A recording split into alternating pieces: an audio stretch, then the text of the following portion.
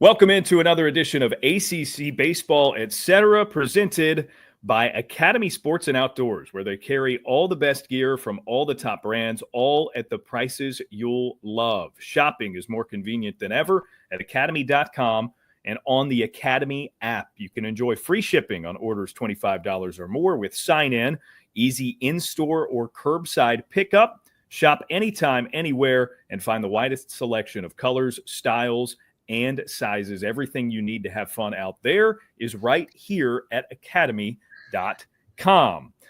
This is our final in our series of preseasoning interviews with all 16 ACC baseball head coaches, but we did not save the least for last, or however that expression goes. I'm glad to see John Szefc, the head man for the Virginia Tech Hokies, ahead of this 2025 season. John, good to see you. This is my favorite time of year because I get to catch up with everybody and see some people that if I didn't see you in the fall to catch up then, it's likely I hadn't seen you since the season prior. And, right. That means games are soon here. So I hope you're well.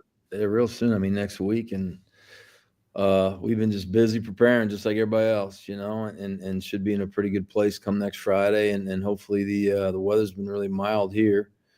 We've had a very good preseason, and knock on wood, we're, relatively healthy for the most part, which I've found over the years is the biggest thing. Like if you can keep your best players on the field, you're going to be in pretty good shape. And if you can't, you probably won't. I think probably just about any coach would probably say that, so. Yeah. Let me start broad and big picture with you. What excites you most about this team headed into 2025? I would say two things. One, we have a lot of experience returning as far as guys that have been through the ACC before, and they've had success in it at different levels. So I would say that's the first thing, is the experience part of it. The second thing is the fact that I think we have players that are good enough. They're talented enough to be able to handle this league. And the league's, it's full of ups and downs. It's full of good days. It's full of some not so good days. And I think we have guys that are good enough to handle that and experienced enough to handle it. And the good part of it, also factored into the good part of it, is some new players that are not household names in the ACC, whether they be freshmen or transfers, that at this stage of the game, to me, appear to be guys that will be fine handling it in the ACC. So, but that's kind of the way it's been. Like I look back to the last few years we've had, and there's always guys in that mix that you right now, you have no idea who this guy even is, nor should you. There's no reason to know it. And I would say it's the same way with other teams too. There's going to be guys on assorted other teams throughout our league that you and other people that follow the league don't really know who they are, but you will at some point soon. And those are a couple of the reasons why I feel really optimistic about, our year upcoming. You mentioned some of the returners. If I may just kind of highlight a handful, the ones that really stand out. Look, Ben Watson, as a sixth-year guy, led the ACC in batting average last year. That's a big foundational piece. Yeah. Sam Tackett, who had his ups and downs, but we know is capable. Garrett Michelle, Henry Cook, David McCann. I mean, there's a good, solid core for you there. Maybe go one at a time or collectively speak about the group. What has their progression been like from last year to this year? Well, I can tell you that Watson is, he's a little bit of a different bird there, just because I think his hand-eye is so good that he's going to be able to hit on a higher level than most guys in this league because of that skill he has that you really can't teach. Guys have it or they don't. The guy had 93 hits in 54 games last year. The fact that he's even still with us is surprising to me, but I'll certainly take it. And I think the other side of it too, in discussing some things with him, is like he can add some things to his game to make him more attractive and to make him more of a longer pro, so to speak, when that happens. Because I haven't been around too many guys in the last 20 years that have the hand-eye that he has. and that can hit from the left-hand side of the plate. He's pretty special, and like he missed the fall because he was coming off of an injury, but he should be fine. He's been playing in our inter squad games, and he's kind of working his way back. He should be fine. As far as Tackett goes, you're right. I think he's really capable. He's had great preseasons, great falls.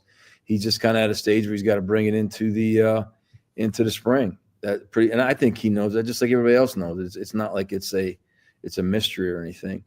I think having Garrett Michelle back this year would be a big plus for us. Like, we didn't have him for any ACC games last year because he broke his wrist in the third weekend of the season against Stony Brook. So that's a huge part of run production that we'll have this year that we didn't last year. I think Henry Cook is probably one of our higher level prospects as far as his ability to catch and throw and hit. He looks the part behind the plate, being a big physical guy, probably 6'2", probably 220.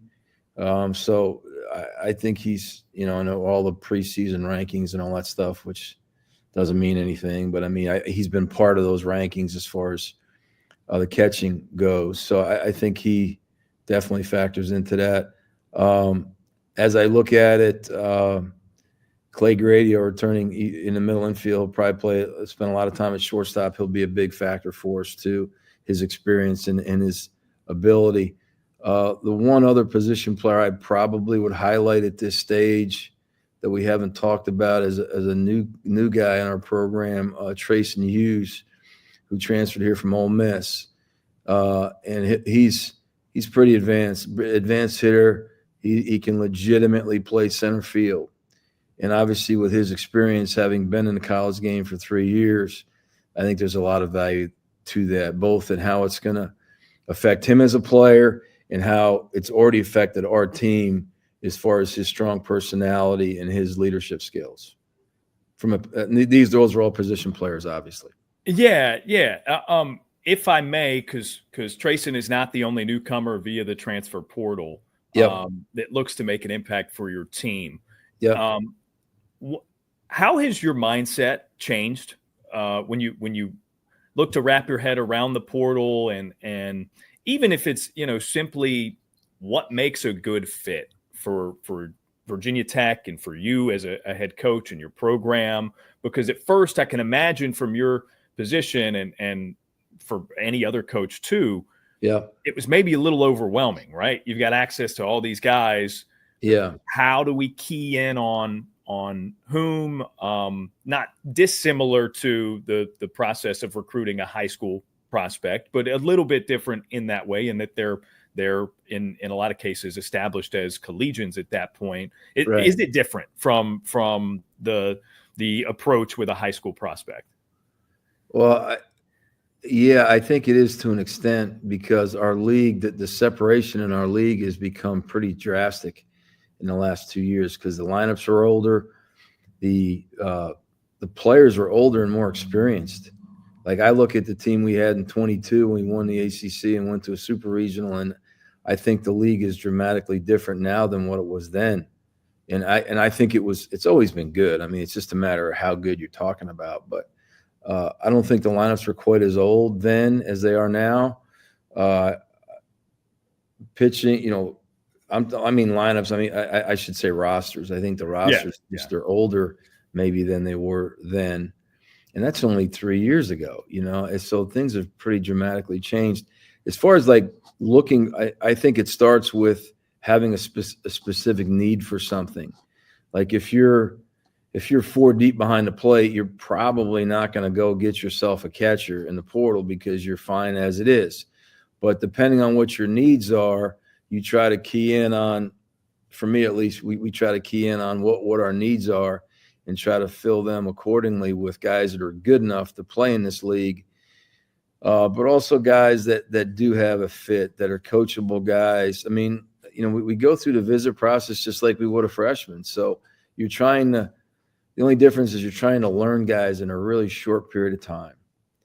Like as far as the whole relationship building over a year or so that you might have with an incoming high school guy, you don't have that kind of time with an incoming transfer. So you have to be able to, look at their traditional baseball numbers, For a pitcher, for instance, innings pitched to hits to walks to strikeouts to, a batting average against. Those are just traditional numbers. But I think what we really try to dig into outside of that is kind of like the more newer baseball numbers, like the metrics. What's this guy's fastball does? What does it do? What's his best? Like, what's his best pitch? Maybe what's his most usable pitch? How are his games being called? This is what he is. Can we make him something better? And I've kind of learned to kind of bet on our staff. Like, I think our staff is very good at doing that. And if you look at some of the guys we've had over the years, guys that maybe transfers that have been here maybe for 8 or 9 months, they're here for a year and they're gone, and you don't even realize what just happened right there because it happened so fast.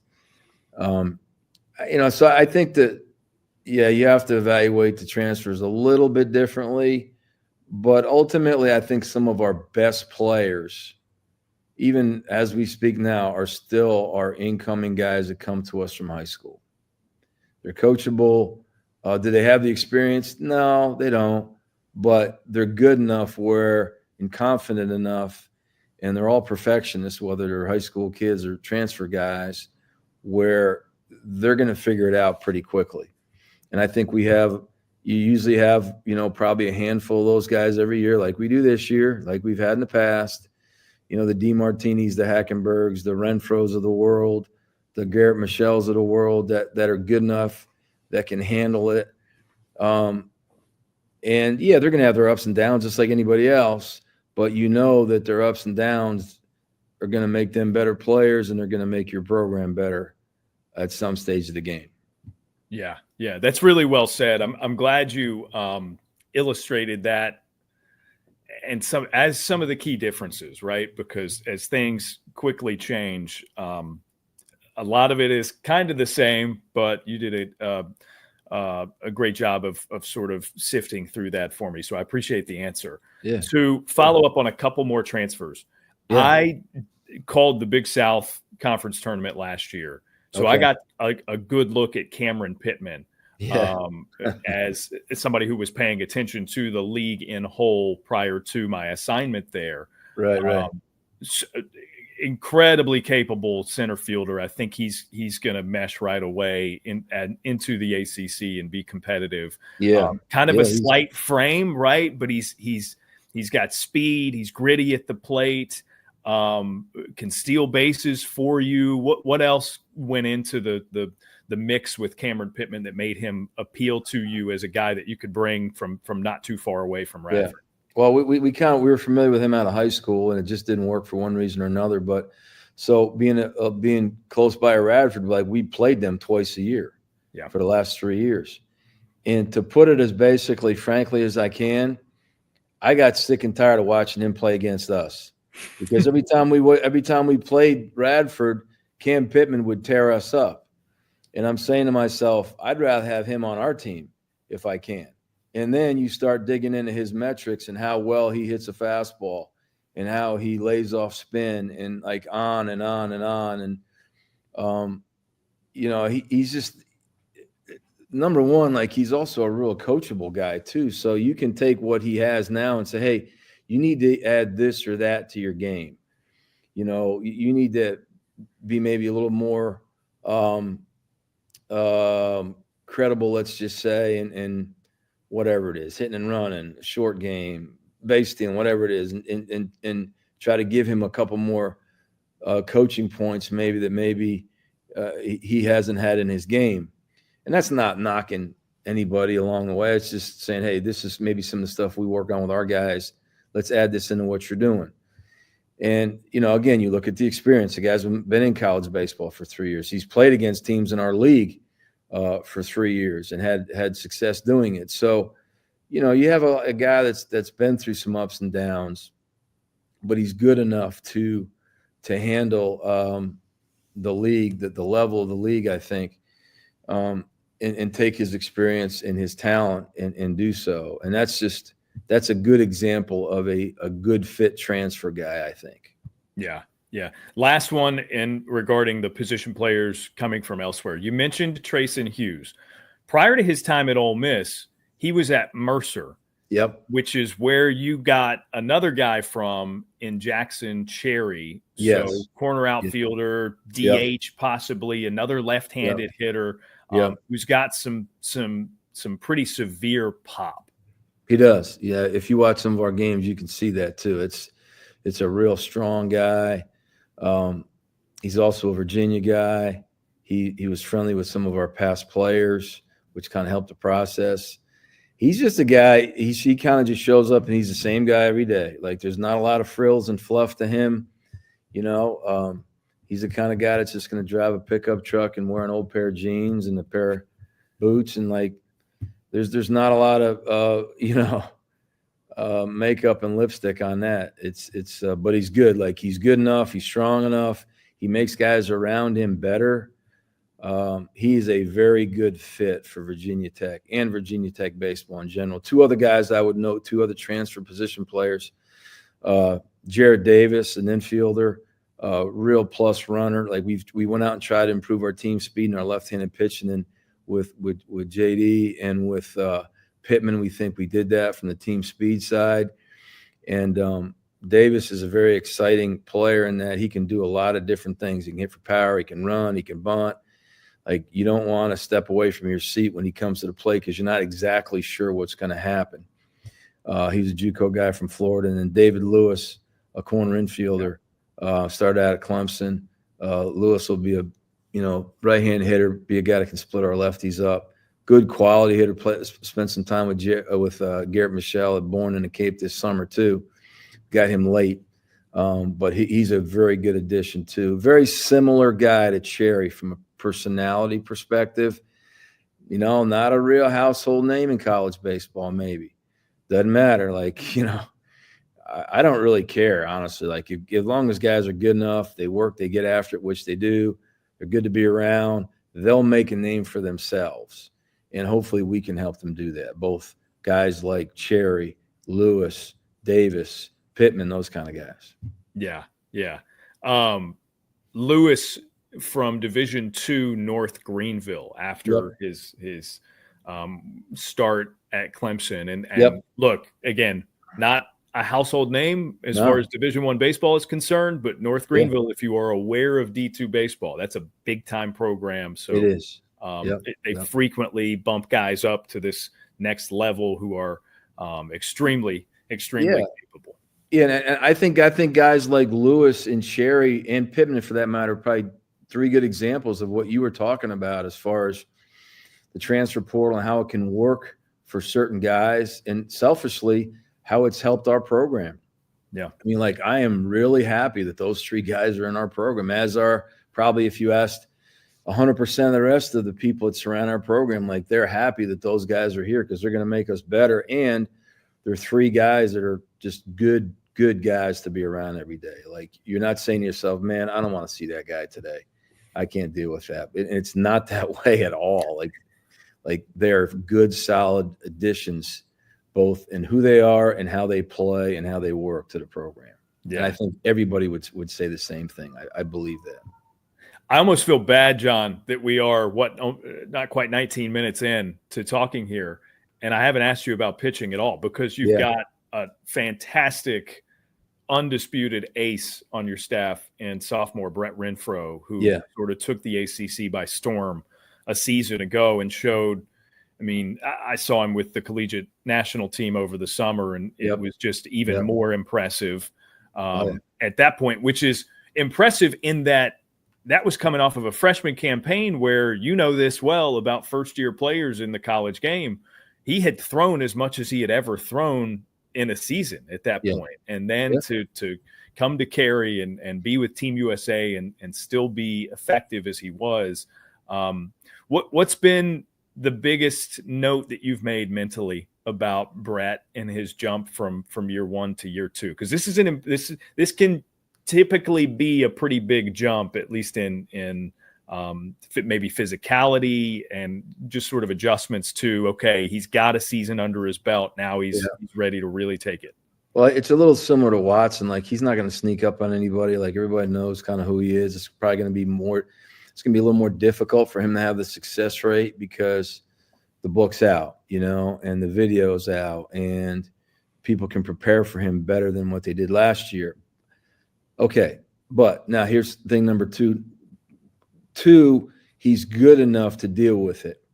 Like, I think he's mature enough where he understands, like, maybe one of the biggest things I've seen about him, like, obviously he's got big time velocity. I think, it's mid 90s, can go above that at times. But I think maybe what's impressed me the most about him is two things. One, he's really matured where he can, like, him taking care of his body and putting his body to be in place to be a frontline guy.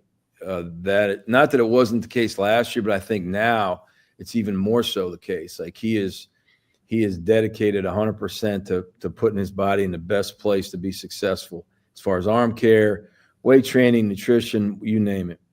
The other thing, which I think has really helped him take the next step, or will help him take the next step, is his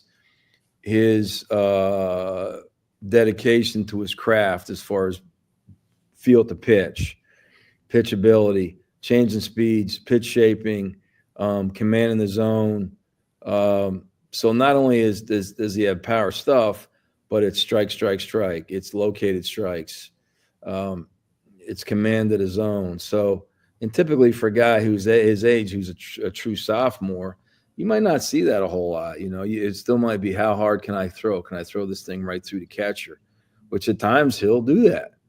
A lot of times, actually, but in many cases, like, I think we've just seen his maturity as far as trying to craft his pitch ability and his development, and that's what I think. That's what separates guys. Like, everybody throws hard. I mean, in this league, everybody throws 90, righties, lefties alike.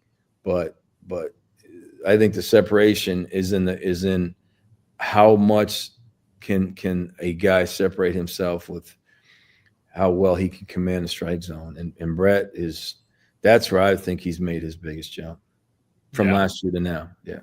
Yeah. I'm really excited to see him pitch.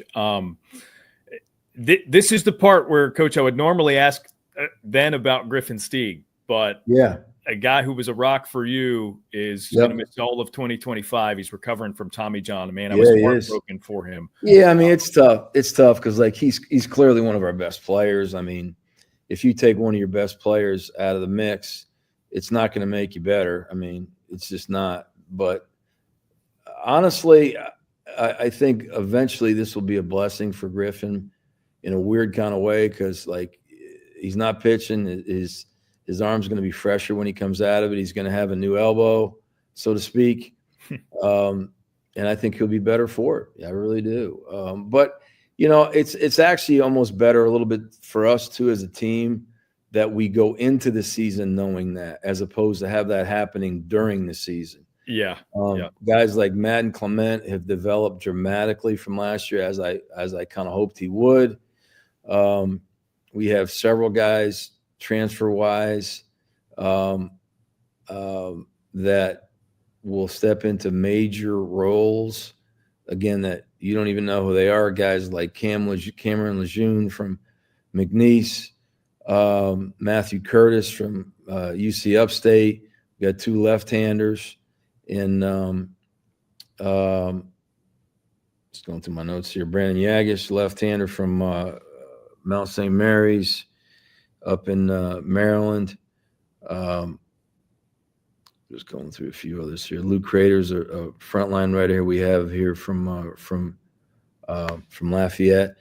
I would tell you that one of our other guys that's made a really big jump, who's come off of last year's staff, is Grant Manning. He's a 6'6" righty who throws up from a really high slot, and can be anywhere from 90 to 94, but with plus command of the strike zone and high-level secondary stuff. Andrew Sentlinger, a left-handed pitcher who kind of came out of our bullpen last year when he was healthy. I think he's a lot more healthy now than he was last year, so he should be in a much better place. Josh Berzonski is the other lefty I was talking about. He transferred to us from Penn State Harrisburg, and he should be in a position to do an awful lot of good things on the mound for us. We have we have 3 freshmen that have really kind of come to the forefront as being high-level guys, in my opinion. Logan Eisenrich is a right-hander who did not pitch his senior in high school because he had Tommy John himself. He's pitched like 4 times in the preseason, and it's been very good. Jake Marciano, a left-handed pitcher from South Jersey, will be a guy that will fit into a high-level role. We have a few other guys. Marcel Kulik is the third freshman right-handed pitcher I was going to tell you about. It's a mid-90s arm with plus secondary stuff. Now, exactly how it's all going to fit together in the jigsaw puzzle, so to speak, is a little bit still kind of up in the air. Mm-hmm. But I would tell you, like, this is probably the deepest staff we've had. Well, I was going to say, no shame in having to look down at notes. That's a good problem to have, right? Because that means you got a laundry list. I'm just trying not to forget anybody, honestly. The other guy I would tell you about that's really come on for us, who was on last year's staff, who probably didn't throw a ton of innings last year, is Preston Crow, who's another guy to kind of make note of. He'll be a frontline probably guy coming in the back end for us. It's anywhere from 93 to 95 with a really good slider, curveball, whatever you want to call it there. But he'll be a major factor for us also. And then Jacob Exum is a kind of like a sidearmer type guy with plus ink. He's a ground ball machine, good back end guy as well. So, like, as much as maybe these aren't household names for people, they're guys that have experience, that usually guys will make the biggest jump in their college career, in my opinion, between their freshman and their sophomore year. And a lot of those guys I just described to you are in that range right now. We also have other guys that maybe weren't healthy in the past that are healthy now. A guy like Sentlinger is a good example of that. But I will tell you that those 3 freshmen are very interesting guys to keep an eye on. Because, again, like, when you can go through statistics and this guy has all this and all that in the preseason and he's making this team and that team. When you tee it up at 1 o'clock and the game starts, it doesn't really matter. It doesn't matter who's this or who's that or what they did last year, what they didn't do. What matters is what's going to happen at 1 o'clock and who's going to show up and who's going to be good enough and who's going to be tough enough and who's best prepared to win that day's battle or that inning's battle. And I think we feel like we are very, very well equipped to run into this league. And we're going to play some really good pre-conference opponents too, like East Carolina, and we got Troy on our schedule, and Indiana State and Kent State, and some. I'm not going to discount any of those opponents either, because those guys are good. They're good. I mean, we play East Tennessee State here in 2 weeks, and like, that's a good program. The Bucknell program we open up against is going to be tough. So, anyway, I just would rather just deal with our guys. Like, we just try to keep it to us, Like, I think if we have good enough players and we're prepared and our guys have thick enough skin, we're going to be just fine. There's no question to me that I have about that. My biggest thing is I'll go back to what I started this whole conversation with, whatever amount of minutes ago that was. If you can keep your best players healthy and available and on the field, you feel really good about it. And that's what we're trying to do. That's exactly what we're trying to do. And I can't say it any other way. It's really encouraging stuff. And guys that I'm excited to see perform this season. I'm especially intrigued by, in this day and age in college baseball, John, I love seeing rosters that are there is a perfect mix when you talk about, you've got a 6th-year guy who's going to be at the top of the lineup. You've got a 6th-year guy in the pitching staff, in Grant Manning, you mentioned, who's come on strong. And when we started our fall, we had 2 guys that were 6th-year guys and 2 guys that were 17 years old. Right. That's the disparity, right? It's crazy to even think that, that the difference, the separation would be that wide. But I would imagine if you spoke to other guys in the league, they might tell you the same thing. And it might encompass more than 4 guys. It might be 6 or 8. Who knows? So I've tried, you accept it, and you just try to put the best mix of players together that you can, regardless of age. But nowadays, sometimes those guys like Watson and Manning, they're in their sixth year, that have, those guys between the two of them have been playing college baseball for over a decade. Just think about that for a second. Like, that wasn't the case 15, 20 years ago, So first-year guys, sixth-year guys. Yeah. In a lot of cases, like you said, nothing beats the experience. But but there are going to be some true freshmen who come Yes. on in this league and make a difference. It's always going to be that way. And quite frankly, and I would imagine if you asked a lot of the other coaches in this league, they'd say the same thing. Like, that's the way it should be. Yeah. The college baseball has been built for years and years upon, I think, very talented guys coming out of high school, but it's also been built on guys that maybe needed a little bit of time to develop, that are workers, that are just grinders, that grind through it, that work to earn their spot.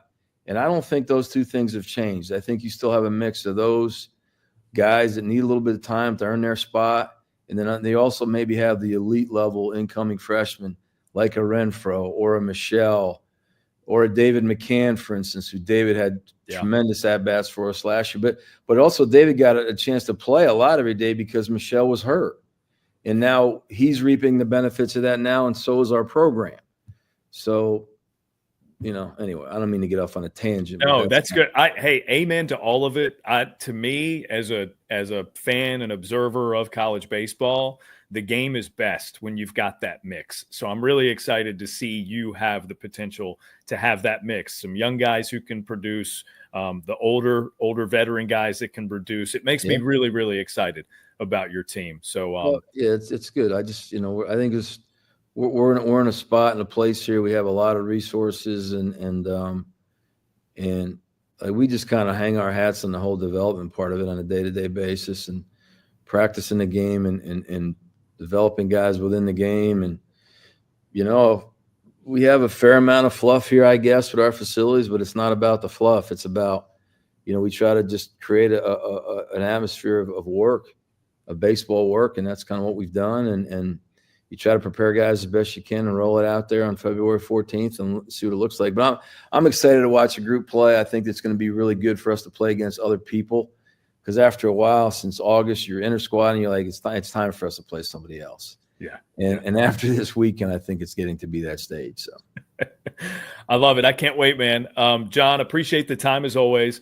Best of luck here for the 2025 season. And I'm not sure if you guys are on my locked in schedule yet, but I'm certain I'll see you somewhere along the line this season. So thanks again. Thank you, Daron. Take care. Have a good day.